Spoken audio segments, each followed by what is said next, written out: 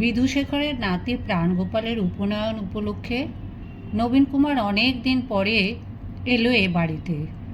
অতি শৈশবে সে তার জ্যেষ্ঠ ভ্রাতা গঙ্গানারায়ণের হাত ধরে এখানে অনেকবার এসেছে।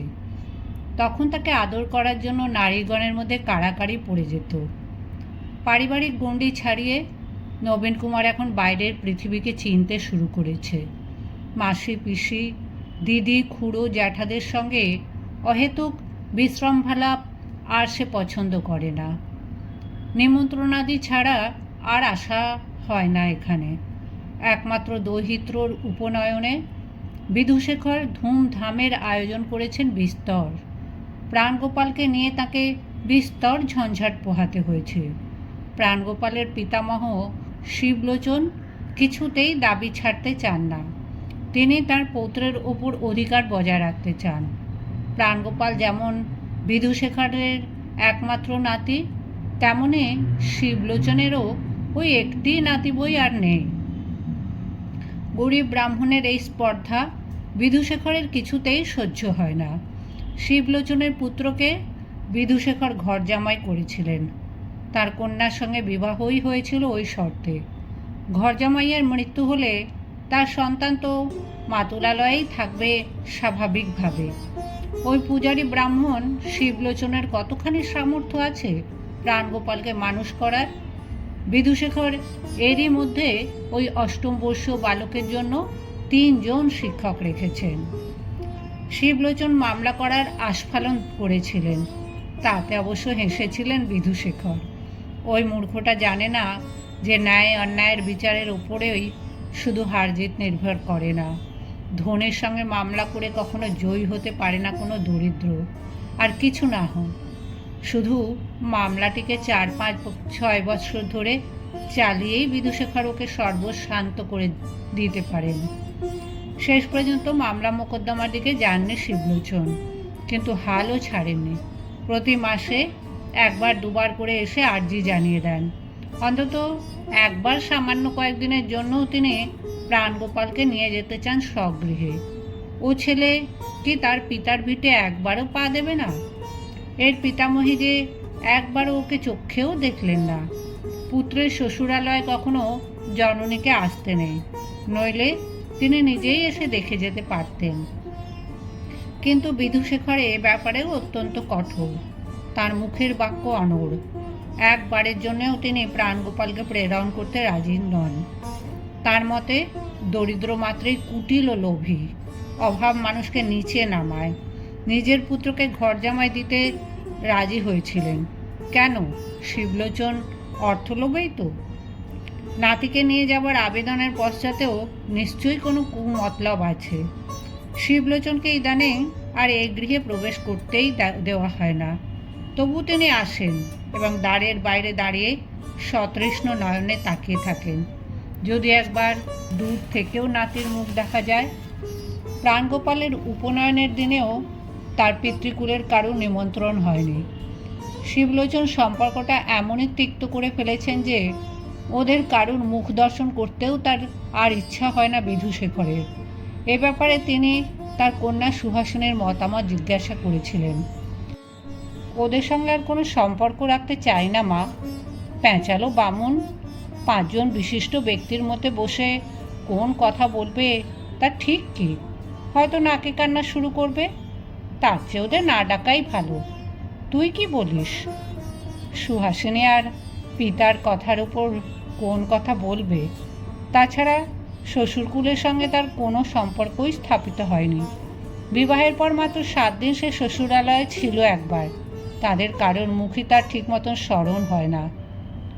সে আপনি যা ভালো বুঝবেন বাবা। নির্লজ্জ শিবলোচন তবু কোথা থেকে খবর পেয়ে আজও দ্বারের বাইরে দাঁড়িয়ে আছেন। এমন দিনে তিনি নাতিকে একবার আশীর্বাদ করতে চান। বিধুশেখরের তুলনায় শিবলোচন আরও বেশি বৃদ্ধ। 70-এর কাছাকাছি বয়স। শরীরটা ভাঙাচোরা। একটি বহু ব্যবহৃত কাঁসায় বস্ত্র ও উত্তমাঙ্গে নামাবলী, এছাড়া অন্য কোনো পোশাক তিনি কখনো ব্যবহার করেন না। সুহাসিনীর বিবাহের সময় অতিথি আপ্যায়নের ভার ছিল গঙ্গানারায়ণের ওপর। সুহাসিনীর পুত্রের অন্নপ্রাশনের সময় সেই ভার নবীন কুমারের উপর বর্তেছে। নবীন কুমারকে দেখে সুহাসিনীর বারবার মনে পড়ছে তার গঙ্গা দাদার কথা। নবীন কুমারের এখন যা বয়স, তার বিবাহের সময় গঙ্গানারায়ণেরও প্রায় এই বয়সই ছিল। অথচ দুই ভ্রাতার মধ্যে কত প্রভেদ। গঙ্গানারায়ণ ছিল লাজুক, নম্র স্বভাবের। বেশি লোকজনের মধ্যে সে অস্বস্তি অনুভব করত। অন্দরমহলে এসে সে নারীদের চোখের দিকে চোখ তুলে চাইতে পারত না। সেই তুলনায় নবীন কুমার একেবারে বিপরীত। এত সপ্রতিভ, চঞ্চল এবং সামান্য ব্যক্তিদের সঙ্গে সে হুকুমের সুরে কথা বলে। ধুতির ফুল কোঁচাটি এক হাতে ধরে সে দ্বারের কাছে দাঁড়িয়ে পূর্ণ বয়স্কদের মতন ব্যবহার করছে মাননীয় অভ্যাগতদের সঙ্গে। তার উজ্জ্বল চক্ষু দুটি সে সোজা অপরের মুখের দিকে তুলে ধরে। বিন্দুবাসিনীর কথাও এদিনে কয়েকবার চকিতে মনে পড়ে সুহাসিনীর, কিন্তু দিদির মুখচ্ছবিখানে সে মন থেকে মুছে দিতে চায়। দিদি বড় মন্দ ভাগিনী ছিল। সুহাসিনীর মতন একটি সন্তানও সে পায়নি। বৈধব্য জীবনে নিষ্ঠাও রক্ষা করতে পারল না সে। সবাই জানে দিদি গঙ্গানারায়ণের সঙ্গে কলঙ্কিনী হয়েছিল। সে মরে বেঁচেছে। এ গৃহে তার স্মৃতিরও কোনো স্থান নেই, বিশেষত আজকের মতন শুভ দিনে। অতিথিদের খাওয়া প্রায় শেষ হয়ে এসেছে। এই সময় নবীন কুমার একবার অন্দরমহলে এলো জলপান করবার জন্য। লোকজনের সঙ্গে অনবরত কথা বলতে বলতে কণ্ঠ শুষ্ক হয়ে যায়। সুহাসিনী তাকে দেখে বলল, এই ছোটকু শোন। সুহাসিনী এখন 22 বছরের যুবতী। তার শরীর একটু ভারীর দিকে। একখানা নতুন গরদের শাড়ি পরিহিত অবস্থায় তাকে বেশ মা দেখায়। নবীন কুমার কাছে এগিয়ে যেতেই সুহাসিনী তার কপালে একটি চুম্বন দিয়ে শুধু বলল, ছোটকু। তারপর তার দুই চক্ষু দিয়ে দরদর ধারে অশ্রু বর্ষিত হতে লাগলো। নবীন কুমার বিস্মিত হয়ে বলল, এ কি সুহাসিনী দিদি? সুহাসিনী বলল, ছোটকু, আজ বড় গঙ্গা দাদার কথা মনে পড়ছে রে। আমার কত ভালোবাসতেন।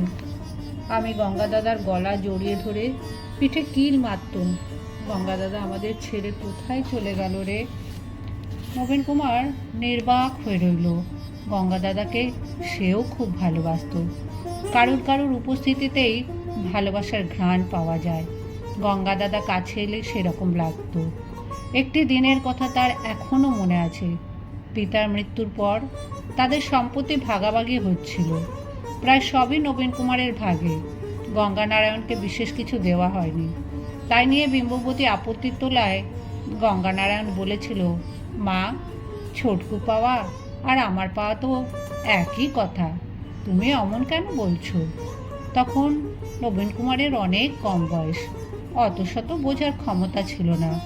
কিন্তু আজও স্মরণে এলে সে বুঝতে পারে গঙ্গানারায়ণের ওই কথার মধ্যে ঈর্ষার লেশ মাত্র ছিল না। তবে গঙ্গানারায়ণের নির্দিষ্ট বা মৃত বলে ঘোষিত হবার পর আর বেশি দিন নবীন কুমার তার দাদার স্মৃতি ধরে রাখতে পারেনি। আজ সুহাসিনীর কান্না তার কাছে এমনই আকস্মিক মনে হলো যে সে কোনো উত্তরই দিতে পারল না। সেখানে অন্য একজন স্ত্রীলোক এসে পড়ে বলল, ও মা, সুহাসিনী, তুই কাঁদছিস? কী হলো গা? সুহাসিনী তাড়াতাড়ি চক্ষু মুছে বলল, না কিছু না। তারপর সে নবীন কুমারের দিকে এক দৃষ্টে তাকিয়ে বলল, আমাদের সেই ছোটকু কত বড়টি হয়েছে, কেমন সুন্দর, কেমন বুদ্ধিমান, দেখে এত ভালো লাগলো। সেই স্ত্রীলোকটি সুহাসিনীর প্রতি সহানুভূতির দৃষ্টি জন্যই যেন চোখে আঁচল দিয়ে কাঁদো কাঁদো গলায় বললে, আহা, আজ যদি গোপালের বাবা বেঁচে থাকতেন, ওগো, তিনি থাকলে যে সর্বাঙ্গ সুন্দর হতো। এই সময় নবীন কুমার বাড়ির দিকে সরে পড়ল। স্ত্রীলোকের কান্নার সামনে দাঁড়াতে তার ভীষণ অস্বস্তি লাগে। বিধুশেখর আর আগের মতন উৎসব গৃহের সমস্ত স্থল ঘুরে ঘুরে পরিদর্শন করতে পারেন না। বহুমূত্র ব্যাধিটি আবার মাথাচাড়া দিয়ে উঠেছে। ইদানিং দ্বিতীয় চক্ষুটির দৃষ্টিও যেন কিছুটা ম্লান লাগে। তিনি বাইরে একটি আরাম কেদারায় বসে সব রকম খবরাখবর নিচ্ছেন। তার বাড়িতে ভৃত্য, পরিচারক এবং আশ্রিত আত্মীয় স্বজনের অভাব নেই।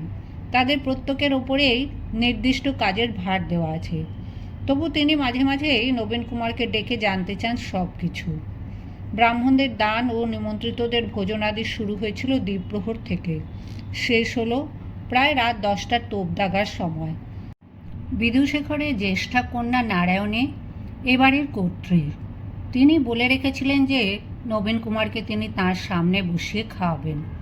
বৃহৎ একটি রূপোর থালায় ষোড়শ ব্যঞ্জন সাজিয়ে তিনি ডেকে পাঠালেন নবীন কুমারকে। সারাদিন ধরে লোকজনের সঙ্গে কথা বলে অনেকবার ছাদের নিচে ওঠানামা করে নবীন কুমার ক্লান্ত, তার আর আহারে রুচি নেই। নারায়ণী তবু জোর করে তাকে খেতে বসালেন। অনেক আত্মীয়া অনাত্মীয়া নারী উপস্থিত সেখানে, বিম্ববতীও রয়েছেন, যারা নবীন কুমারের চেয়ে বয়োজ্যেষ্ঠা এবং অনেক দিন পর তাকে দেখছে। তারা সকলেই নবীন কুমারের হঠাৎ যৌবনে উপনীত হওয়ায় মুগ্ধ ও বিস্মিত। সবাই বলছে, ওমা, এ তো কদিন আগেও একেবারে ছেলে মানুষটি ছিল, এখন দিব্যি বাবু হয়ে উঠেছে যে গো। আর কত কাজের ছেলে, সব দিকে নজর। আর যারা বয়সে ছোট তারাও বিস্ফারিত নেত্রে দেখছে নবীন কুমারকে। কেউ অন্য একজনের কানে কানে বলছে, ও মা, দেখ দেখ, গোঁফ আছে, গোঁফ আছে। কিছুদিন আগে স্বগৃহে মঞ্চ বেঁধে নবীন কুমার নাটকের অভিনয় করেছিল এবং তাতে সে রাজকুমারীর ভূমিকায় অভিনয় করেছিল বলে সে অনেকের কাছে বিশেষ দ্রষ্টব্য হয়ে উঠেছে। চিকের আড়ালে বসে অনেক নারী ও বালিকা দেখেছিল সেই নাটক। নবীন কুমারের অভিনয় কলা নৈপুণ্যের সুখ্যাতিও বেরিয়েছিল সংবাদপত্রে। সেই সময় নবীন কুমারের সবে সূক্ষ্ম গোঁফে রেখা উঠেছিল মাত্র, কিন্তু রাজকুমারীর গোঁফ থাকা কোনো ক্রমেই উচিত নয় বলে পরামানিক দিয়ে চেঁচে ফেলা হয়েছিল ওষ্ঠ। তার ফলে এখন তার বেশ কালচে রঙের গোঁফে রেখা দেখা দিয়েছে। সামান্য একটু খেয়েই নবীন কুমার উঠে পড়তে যাচ্ছিল। নারায়ণী বললেন, ও মা, উঠছিস কি? খা খা, আর একটু খা, একটু পায়েস মুখে দে অন্তত। নবীন কুমার ততক্ষণে জলের গেলাসে হাত ডুবিয়েছে। বিম্ববতী বলেন, ওই ওর স্বভাব, ওর একটুখানি পাখির আহার যেন।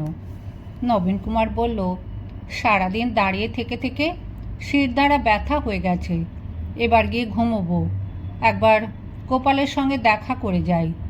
এই কথা শুনে নারায়ণী তাকালেন সুহাসিনীর মুখের দিকে। ওরা কিছু বলবার আগেই বিম্ববতী বললেন, আজ আর গোপালের সঙ্গে দেখা করতে হবে না, যা শুয়ে পড় গে। নবীন কুমার কৌতুকের সঙ্গে বলল, একবার দেখে আসি নেরু মাথায় গোপালটাকে কেমন দেখাচ্ছে। নারায়ণী বললে, গোপাল এতক্ষণে ঘুমিয়ে পড়েছে, এই তো একটু আগে তার গলা পেলুম, বসে বসে টাকা গুনছিল, খুব টাকা চিনেছে ছেলেটা। নারীরা চুপ করে রইল। যজ্ঞ সমাপ্ত হলে উপবীত গলায় দেবার পর প্রাণগোপালকে দ্বিতলের একটি কক্ষে পৃথক করে রাখা হয়েছে। এখন সে 3 দিন ব্রহ্মচারী হয়ে থাকবে, ব্রাহ্মণ ছাড়া অন্য কোনো জাতের মানুষের মুখ দর্শন করবে না। নবীন কুমার উঠোনে এসে দাঁড়াতেই এক ভৃত্য এলো তার হাতে জল ঢেলে দিতে। হাত মুখ প্রক্ষালন করে নবীন কুমার বলল, গোপালকে একবার দেখেই আমি চলে যাব। বিম্ববতী বললেন, থাক না, এখন আর যাস নে। কেন? এখন আর ওর কাছে যেতে নেই। ঠিক তখনই এ বাড়ির এক আশ্রিত যুবক এসে নারায়ণীকে জিজ্ঞেস করলো, ও বড় দিদি, গোপাল দুধ খেতে চাইছে, এখন কি কিছু দেওয়া যায়? নবীন কুমারের এবারে খটকা লাগলো। সে তাকালো সবার মুখের দিকে, তারপর ঝাঁঝালো গলায় জিজ্ঞেস করলো, কী ব্যাপার, তোমরা আমায় নিষেধ করছো কেন?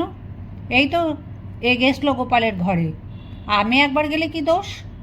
নারায়ণী বলেন, ও তো বামুন। বিম্ববতী তার সঙ্গে যোগ করলেন, বামুন ছাড়া আর কারো যেতে নেই। নবীন কুমারের মুখখানা বিবর্ণ হয়ে গেল সঙ্গে সঙ্গে। সে এই প্রথার কথা বিন্দু বিসর্গ জানত না। সে ব্রাহ্মণ নয় বলে প্রাণগোপালের সঙ্গে দেখা করতে পারবে না। আজ সারাদিন সে প্রাণগোপালের পৈতের জন্য খাটলো। আজ সকালেও প্রাণগোপাল তাকে চুপি চুপি জিজ্ঞেস করেছিল, ছোটকু মামা, তুমি আমায় স্প্রিং দেওয়া হাতি দিচ্ছ তো? তোমায় বলেছিলুম। সেই প্রাণগোপালের মুখ দেখা তার এখন নিষেধ। এতদিন সবাই বলেছে সে এ বাড়িরও ছেলেরই মতন, কিন্তু আসলে তা নয়। সে অব্রাহ্মণ, সে এদের চেয়ে ছোট। আর একটিও কথা না বলে নবীন কুমার হনহন করে এগিয়ে গেল দ্বারের দিকে।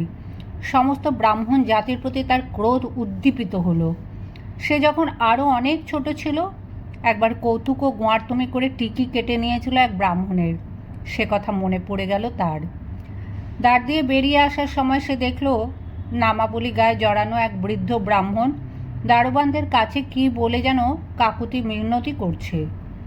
নবীন কুমার প্রাণগোপালের ঠাকুরদাদা শিবলোচনকে চেনে না, তার বৃত্তান্তও জানে না।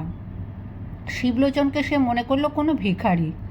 তাকে দেখে নবীন কুমারের আরও রাগ জাগ্রত হলো। সে মনে মনে বলল, এই তো ব্রাহ্মণের দশা, অনাহুত হয়েও এখানে সুখাদ্যের লোভে ছোঁক ছোঁক করছে, অথচ এর মাথায় একটা বৃহৎ টিকি আর গলায় কালীঘাটের পাণ্ডাদের মতন একটা মোটা পৈতে আছে বলে এরও অধিকার রয়েছে প্রাণগোপালের মুখ দেখার। সে দারোয়ানদের এক ধমক দিয়ে জিজ্ঞেস করলো, এই বুড়োটা এখানে কি চায়? বলে দিসনি যে বামুন বিদায় দুপুরে হয়ে গেছে? শিবলোচন নবীন কুমারের দিকে এগিয়ে এসে বলতে গেল, বাবা, আমি শুধু একটিবার। নবীন কুমার সে কথায় কর্ণপাত না করেই দারোয়ানদের আবার হুকুম দিল, লুচি মন্ডা দু চারখানায় এনে একে বিদায় কর। তারপর সে দ্রুত পায়ে হাঁটতে লাগলো নিজের গৃহের উদ্দেশ্যে।